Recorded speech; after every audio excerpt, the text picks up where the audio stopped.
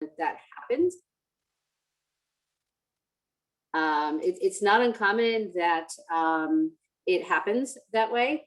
And so take the exam, figure out where your strengths are, and what concepts that you need to focus a little bit more time on. I spent my career in revenue cycle, I still do. So the financial concepts and the formulas, et cetera, were things that I was not strong in. And so I recognized that and made sure I spent a lot of time and energy understanding those and doing that. And the online course is going to really help you do that. All right, I always have technical difficulties starting these slides. So the healthcare industry has been in a constant state of change since the Centers for Medicare and Medicaid Services, commonly known as CMS, implemented the Inpatient Prospective Payment System, or IPPS, in 1983. Certainly since 2010, the Affordable Care Act, or ACA, dramatically accelerated the pace of change within the healthcare insurance market reforms, expansion of coverage, and healthcare delivery system transformation. The next big wave of change, introduced by the passage of MACRA in 2015, involves how hundreds of thousands of physicians are evaluated and paid, furthering a trend towards payments based on value. There has been much discussion about the inefficiency of the US healthcare system and how fee-for-service reimbursement has created an incentive to provide more services to patients, many times without greater benefit. There is little financial incentive in the current fee-for-service system for providers to coordinate patient care with other providers and verify that services provided are helping the patient. Historically, most insurances have not paid physicians or hospitals for preventive health services or for efforts to coordinate care with other providers, instead paying for diagnosis and treatment of a medical condition.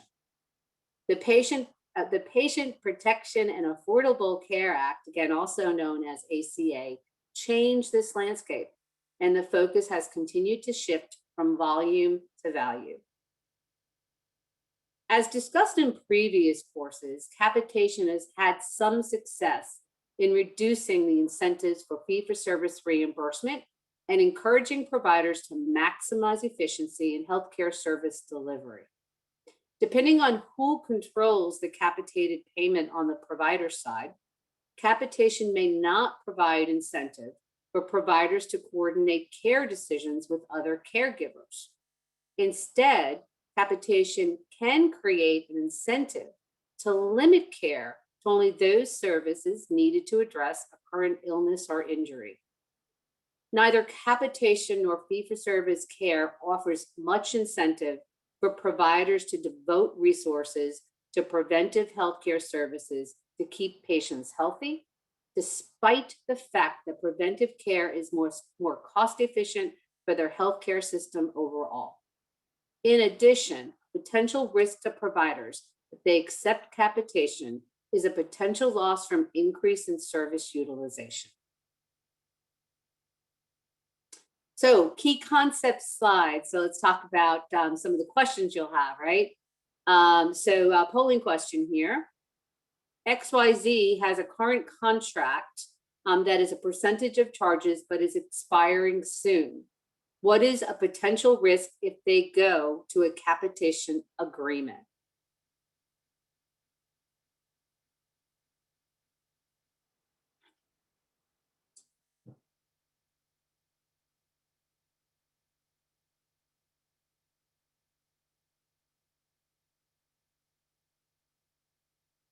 Okay, I think we'll close that out. See how everybody did. And the correct answer is yes, number 2. Potential losses from increases in service utilization. The decreased speed of payment collection, I'll just kind of talk about that, is that since it's capitated, you're actually getting paid per member per month, usually in advance of the prior month. So there would not be a decreased speed of payment collection because that payment is made prior to the patient actually potentially being seen in that given month. Okay. So there are 4 models of reimbursement that provide motivation for providers to work together to generate positive patient outcomes. We'll review these models in a little bit more detail as we go through the next slides. So the patient-centered medical home, usually referred to as the medical home, is a primary care delivery model intended to organize providers into a coordinated team to meet the majority of a patient's healthcare needs. The medical home may include not only primary care physicians, but also nurse practitioners, physician's assistants, pharmacists, nutritionists, health educators, and social workers to directly provide care, and then also to coordinate care for multiple services. In 2017, CMS launched an advanced primary care model called Comprehensive Primary Care Plus to redesign primary care delivery and reward practices based on their performance on patient experience, clinical quality, and cost. Current payment methods do not encourage providers to work together to keep patients healthy.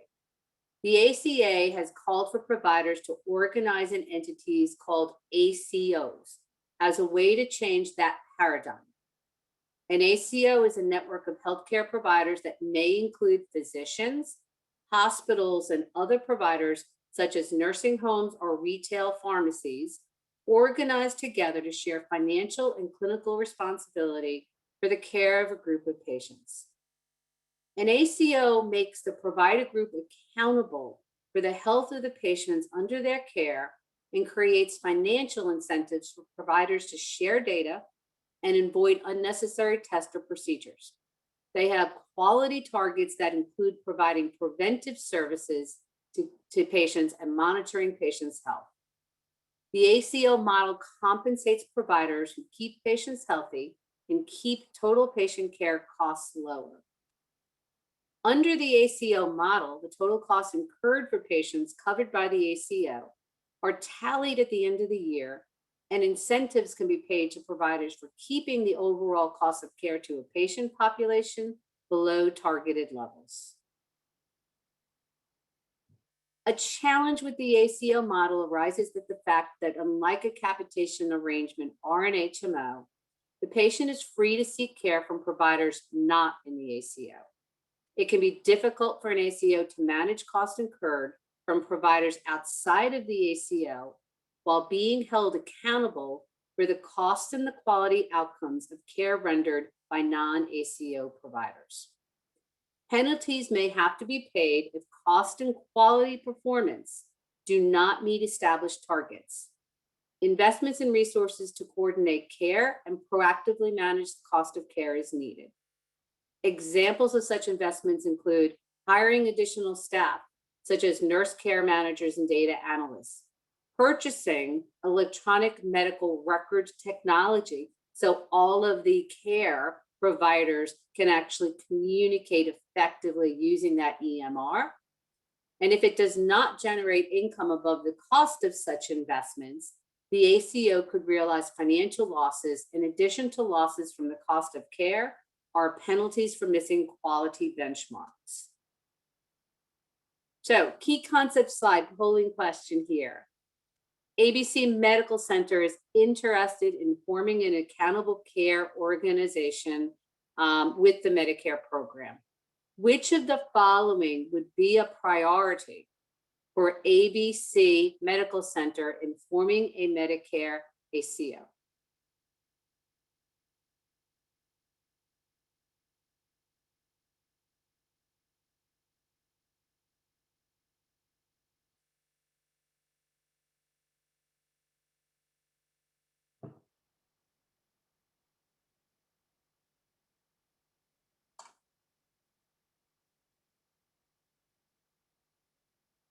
Okay, we'll close that out and see how we all did.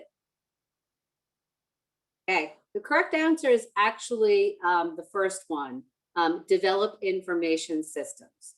The ability to share clinical data among providers and analyze data is an essential part of operating a successful ACO. Since they're forming a Medicare ACO, an insurance license would not be needed. The ACO focuses on managing the provision of care, not administering health insurance functions.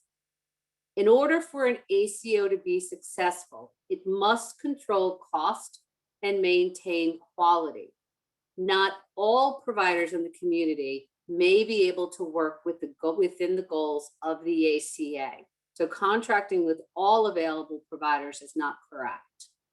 While larger volumes of patients may be advantageous, patients that do not have access to providers in the ACO may increase costs and hurt the performance of the ACO. So the correct answer is develop information systems. Okay, moving on. Next slide. Bundled payments. Because a bundled payment is essentially a fee-for-service mechanism, there is an incentive for providers working together to limit the services provided to a patient to only those related to the bundled payment. This can also mediate some of the inherent conflict between a hospital that is paid a DRG or case rate and physicians who may have the incentive to order additional services that could financially penalize the hospital. The bundled payment can give hospitals and physicians that are otherwise working in a collaborative manner some greater autonomy over how they organize the financing of healthcare in their local community. It can be an incentive for providers in the community to work together more closely than they have in the past. Since multiple providers are involved with the care of a patient and are sharing the risk of expense for treating a patient, CMS has launched 3 bundled payment programs so far. Bundled payments for care improvement, care for joint replacement, and oncology care model. Oh, I have another key concept slide, sorry, another polling question. What areas should a provider be attentive to in accepting bundled payments?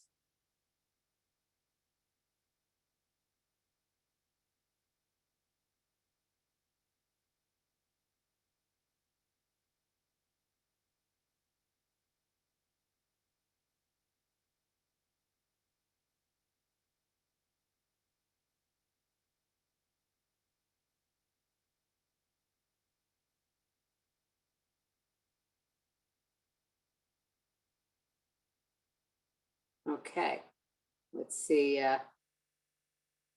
We'll close that out and see how we did.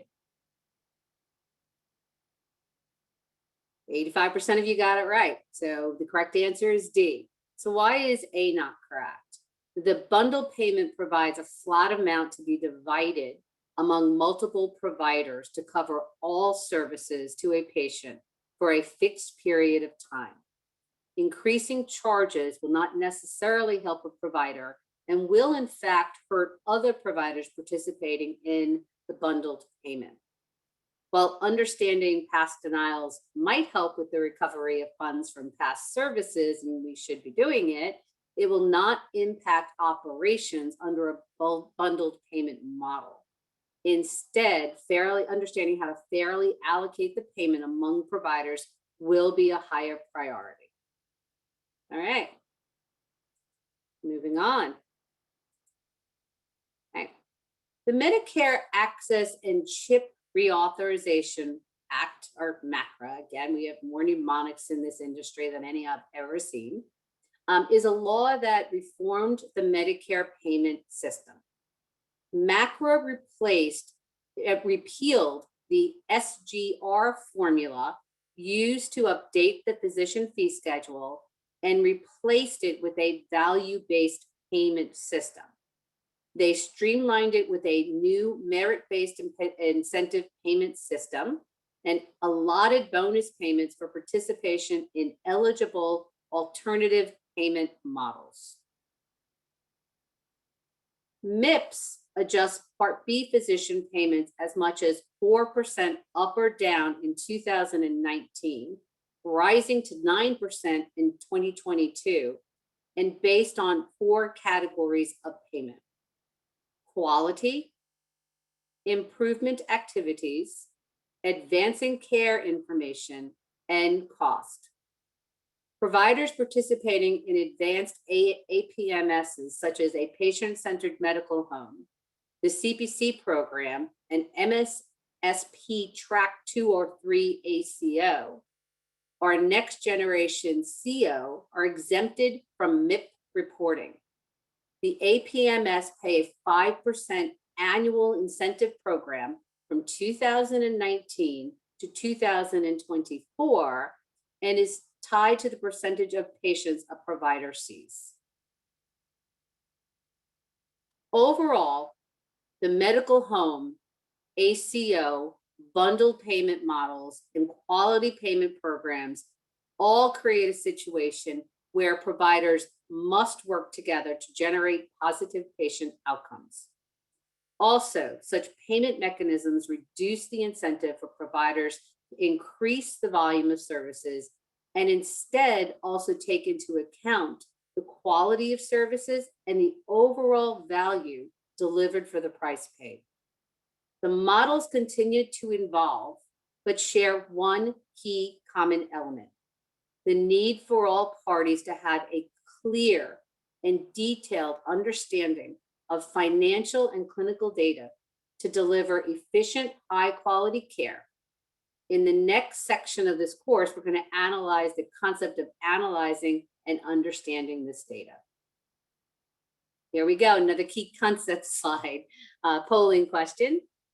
Which of the following describes the organization of primary care providers into a coordinated team to meet a patient's healthcare needs?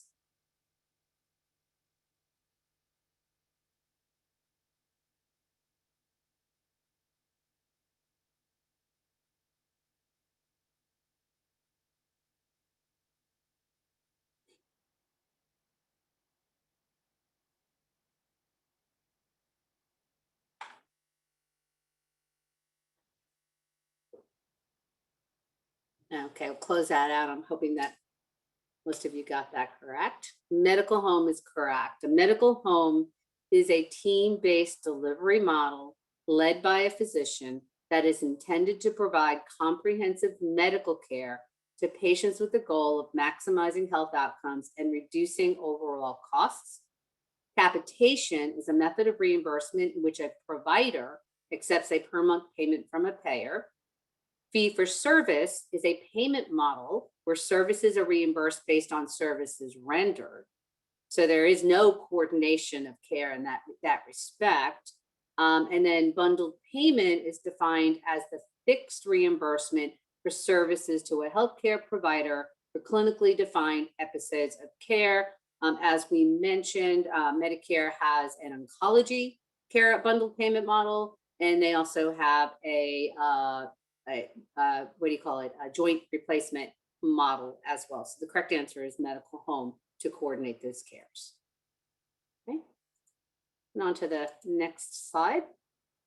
So I think we all have talked about patient transparency, no surprise billing, and all that over the last year or 2 years now. So, and why? So as consumers take a more active role in choosing among a growing array of health-related goods and services, even Walmart and Amazon are getting into healthcare services now. The health industry is called upon to offer reliable, accurate, and timely information on quality, price, convenience, and experience, thereby enabling consumers to make choices that best service their needs. Organizations that are committed to consumerism seek to improve all dimensions of value for consumers, including convenience, access, and experience. On the surface, the transition to outcomes-based payment models is about aligning incentives between health plans and providers and reconfiguring the delivery system. However, a closer examination reveals that for health plan and providers to succeed under outcome-based payments, both must understand and engage patients in three ways. Consumers have more healthcare choices than ever before. Consumerism will not truly gain traction until healthcare organizations make a point of genuinely listening to consumers. Health plan strategies include attractive provider network design that appeals to consumers at prices they are willing to pay, transparency tools that encourage the use of high-value providers, and population health incentives that reward individuals for managing their health. Provider strategies include insight into how consumers want to access care and making it easy for them to choose the health system every time. Price transparency tools, obviously we have seen them out there, including cash prices for shoppable services and procedures, but not just down to the contract level, down to the patient level, including what their total costs are going to be. And with respect to accessing care and making it easy for them, we have seen certainly in the last year and a half, very ingenious examples of making it easy for patients, including one provider that I'm currently working on now that is going to have urgent care at home. And so you can say, I've got, go onto an app and say that you're experiencing a sore throat and these other things, and then they'll provide you what your potential cost could be to have that treatment at home. So we're all jumping into that. Certainly the pandemic forced that. We'll see those models continuing to move forward. So to be effective, price transparency must offer clear information that is readily accessible to patients, and it enables them to make meaningful comparisons among providers, which is not easy to do today. Price transparency should empower patients and other care purchases to make meaningful price comparisons prior to receiving care. But we also need to know quality. It should be paired with information such as quality, patient satisfaction, and safety that defines the value of services for the care purchaser. Price information should ultimately provide patients with the information they need to understand the total price of their care and what is included in that price. So for insured patients, right, the total estimated price, provider in or out of network, estimated out-of-pocket patient responsibility, and other relevant information, clinical outcomes, safety, patient satisfaction. That's what they're demanding today. For the patients that are uninsured and out-of-network benefits, right, they want to know the estimated price of standard procedures without complications. Understanding the complications and unforeseen circumstances may increase the price. Clarity on what services are and are not included in the estimate, such as physician services, anesthesiology services. Employers want data to help them shape their benefit design and understand their healthcare spending, transparency tools for their employees. And referring physicians want awareness of the needs of price-sensitive patients, helping them identify providers that offer the best price at the patient's desired level of quality. Another polling question, try to keep you on your toes today, guys. Which option is a driver of consumerism?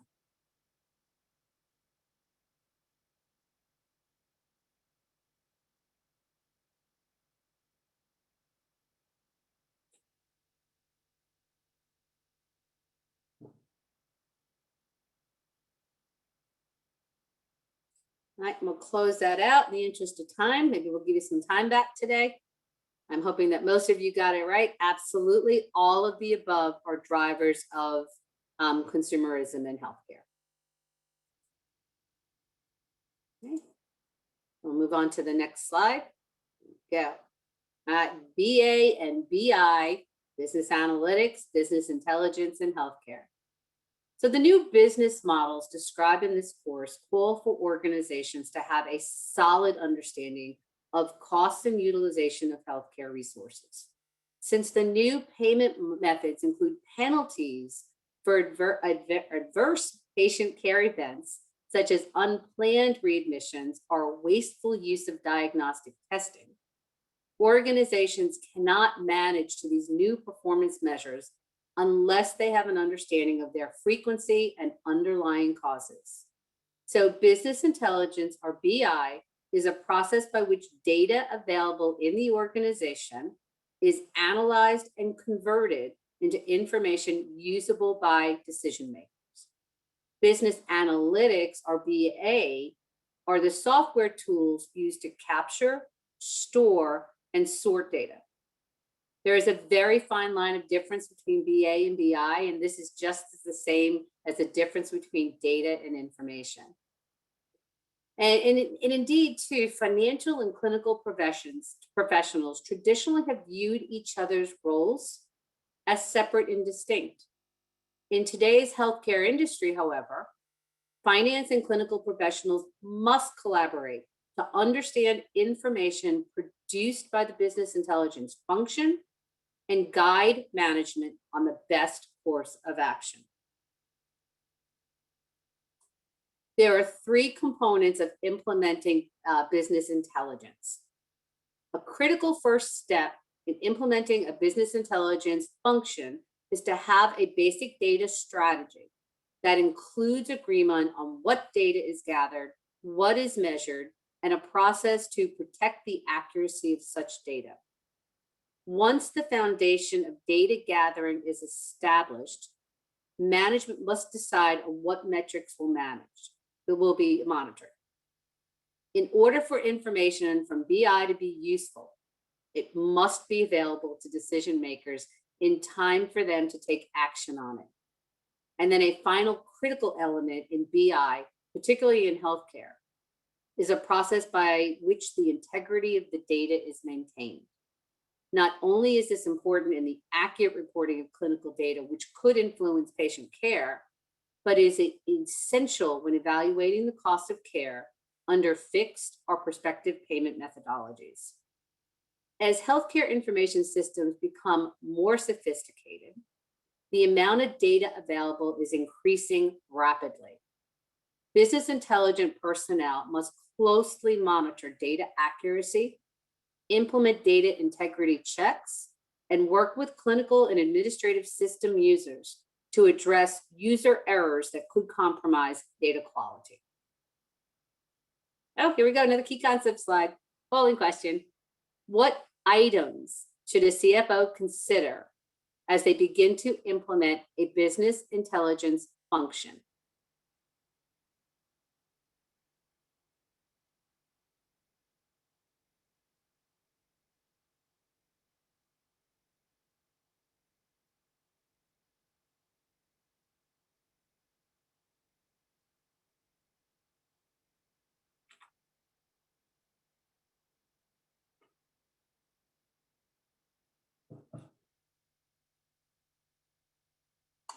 Okay, we'll close that one out and move us on. The correct answer is 1. That is absolutely correct. So it is key that financial folks and clinical folks do not operate in silos, that they are collaborating very, very closely to ensure that they're both looking at the data to identify how do we modify clinical and or financial services and modify what we do to avoid any negative patient care and or negative losses to the organization. Okay, we'll move on. Okay. So one element of the conversation about healthcare value remains constant. Finance professionals may have limited training in clinical science, and clinical professionals may have limited training and experience in financial management. The HFMA Value Project defines value as quality in relation to the total payment for care. Quality in this context is defined as a composite of patient outcomes, safety, and experiences with caregivers.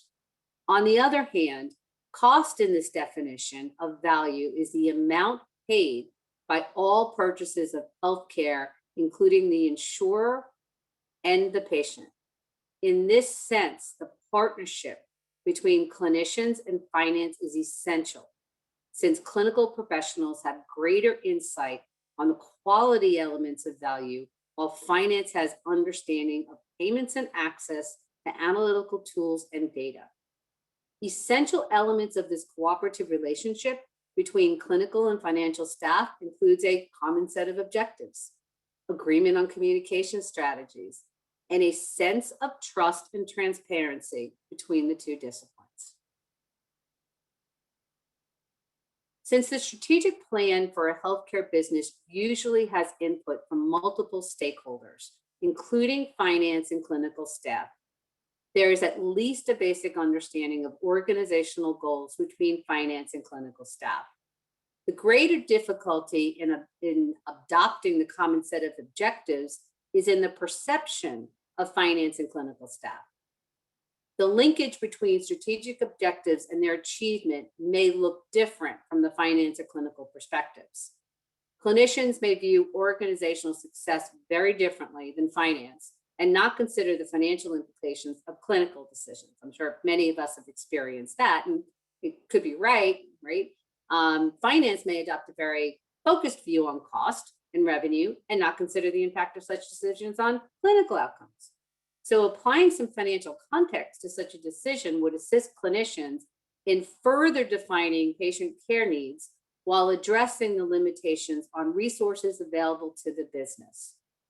And the growing linkage between quality and payment creates the necessity of opening lines of communication between these previously disparate interest groups.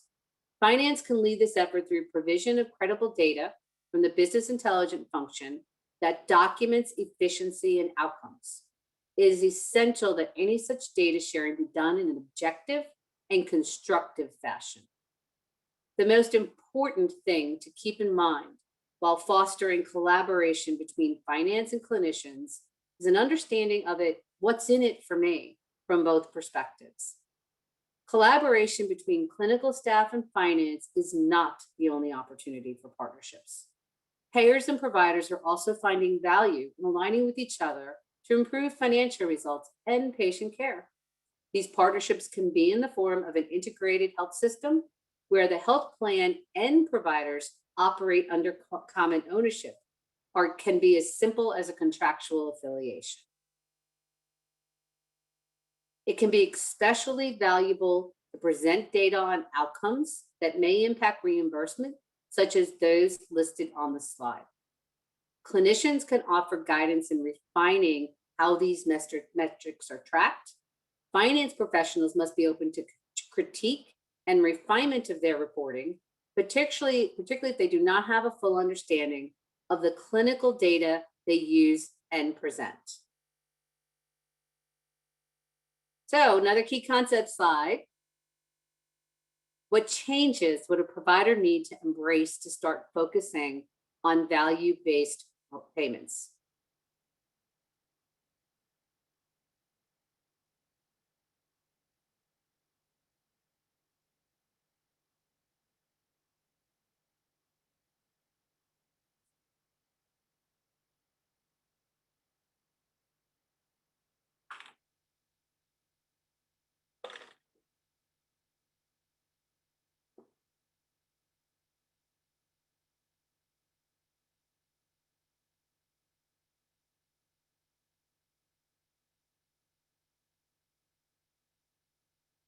Okay, we'll close that one out, see how we all did.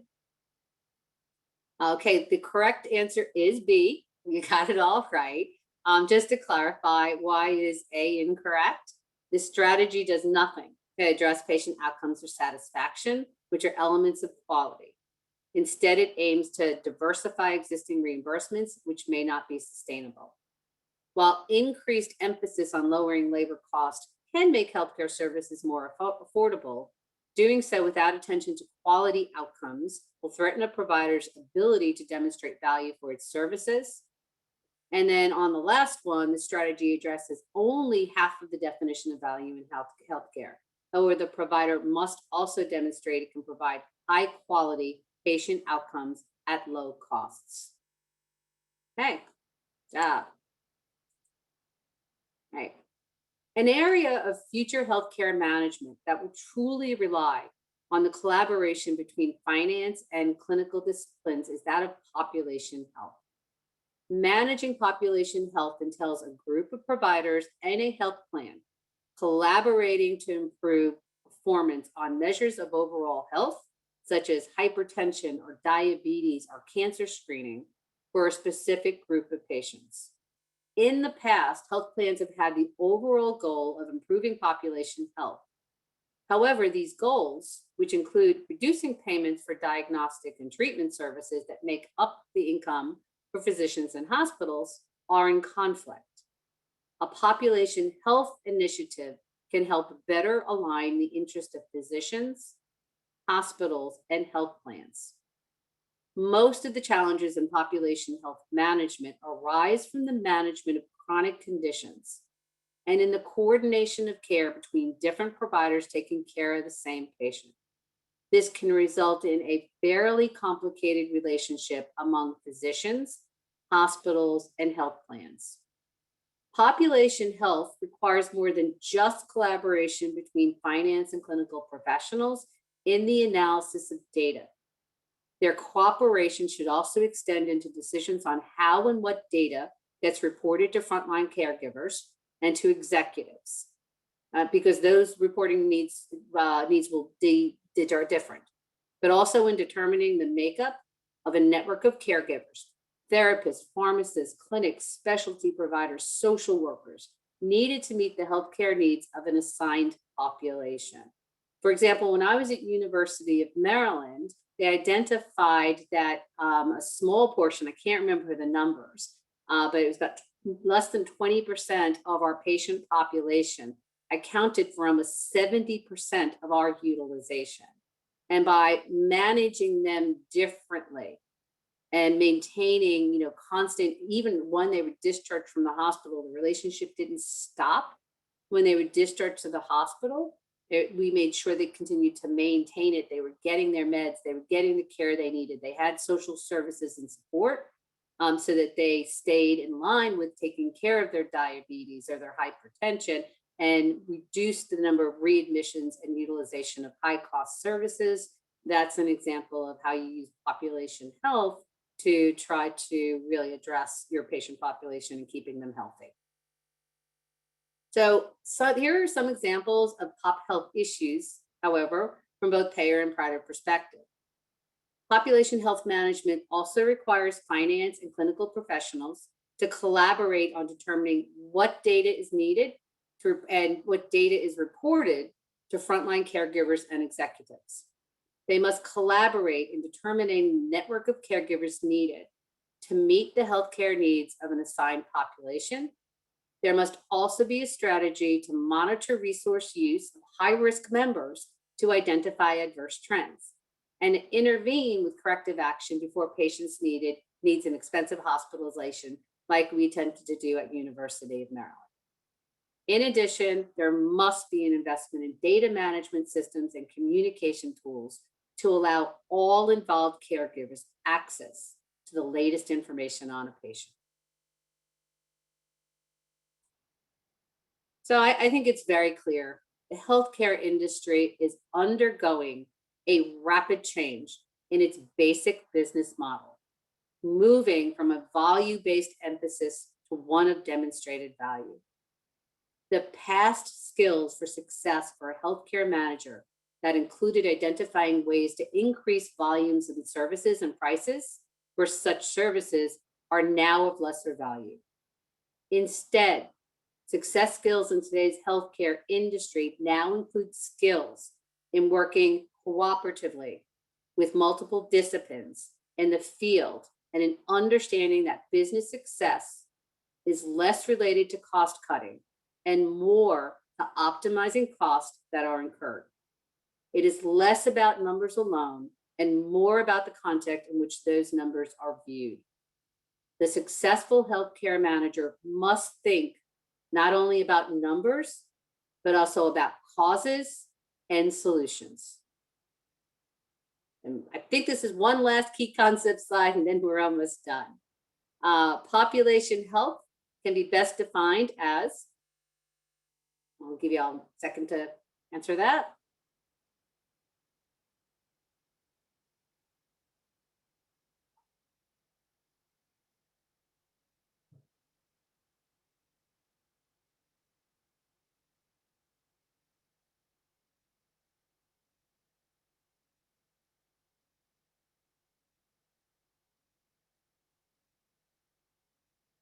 Okay, we'll close that on up, see how we did. Okay, so I kind of see there when reading through these slides, per HFMA, the correct answer is the first one. A concept, population health management includes the intention to improve the overall health of the assigned group of patients through the cooperation of providers and health plans. When you go through the online course, and I don't have it here in my notes, it will tell you if you choose, you go in and choose all three of them, it'll tell you why A is better than B versus C.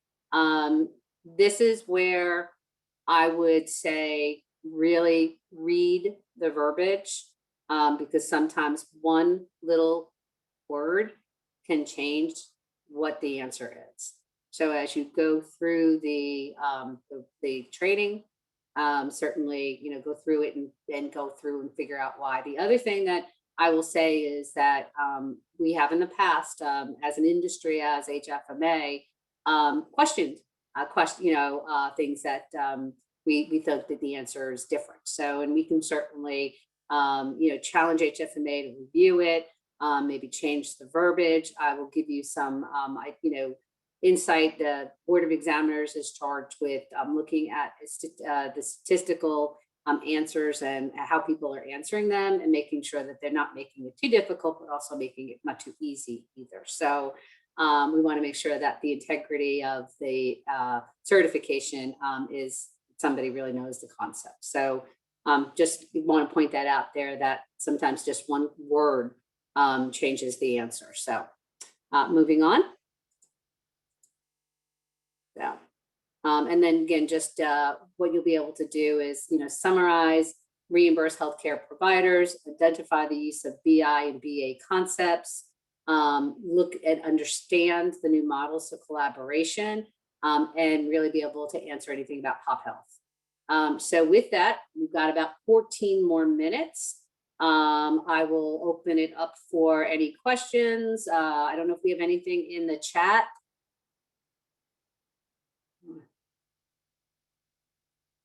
Nope, I don't see anything in the chat. I will also encourage, if anybody does have a burning question or wants to review another concept in more detail, certainly feel free to come off of mute and pose your question live.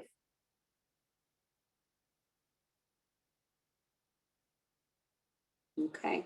So as you all know, we do not have a session next week. I don't think you all want to spend Thanksgiving with me. So our last session probably will be the 30th. I am looking at materials now. We have done all of the materials for the first module. To obtain CHFP certification, you have to pass module 1. And once you pass module 1, you'll have access to the second module. And you need both, you need to pass both of those to obtain the CHFP certification. So I'm actually reviewing that material now. I don't know if I'll have enough for 2 sessions or not, but we definitely have a session scheduled for 11:30. We'll start reviewing that as well. So I thank you all for joining us. I hope that you are finding this helpful. Should you have any questions or recommendations, we are happy to listen to you. We are all volunteers and we're trying to do this within our day jobs. So we're hoping you're finding it of value. Again, all of the materials should be available on the Florida HFMA website. The recordings will be put up on the Florida HFMA YouTube channel within the next few days. So look for those. And certainly, again, reach out to me if you have any questions, concerns, or recommendations. Would love to hear from you all. Enjoy the rest of your week. Enjoy your holiday. Hope you're spending some family times with family and friends. And I look forward to seeing many of you on the 30th.